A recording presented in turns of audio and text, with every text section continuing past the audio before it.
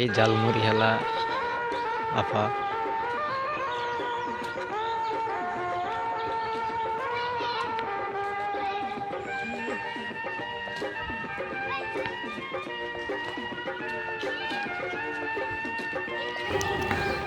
একটা কথা বলে রাখি, আফার জালমুড়িটা আসলে খাইতে অনেক স্বাদ। আফা জালমুড়ি বিক্রি করে, ফুচকা বিক্রি করে। মোটামুটি যখনই গ্রামের রাস্তা ধরে আফা চলতে থাকে তখনই অনেক মানুষ এই বাড়ি থেকে বাইরে হয়ে আসে থাল নিয়ে, বাটি নিয়ে আফার জালমুড়ি বেল ফুচকা খাওয়ার জন্য।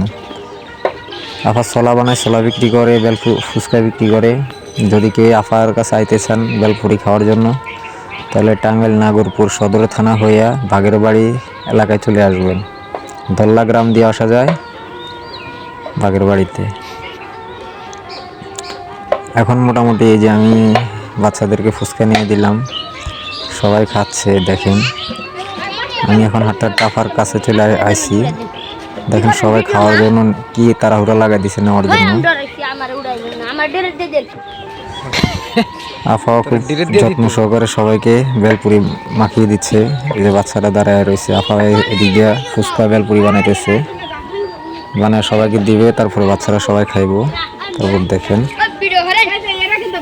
হালুয়া ঢিল দিয়ে দিচ্ছে, খাচ্ছে।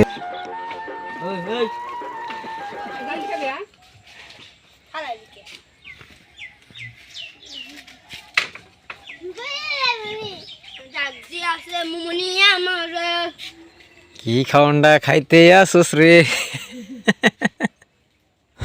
তারপর মোটামুটি আফা খুব যত্ন সহকারে দেখেন বেলপুরি বানাই দিতেছে, পোলাপানি কত সুন্দর করে খাইতেছে।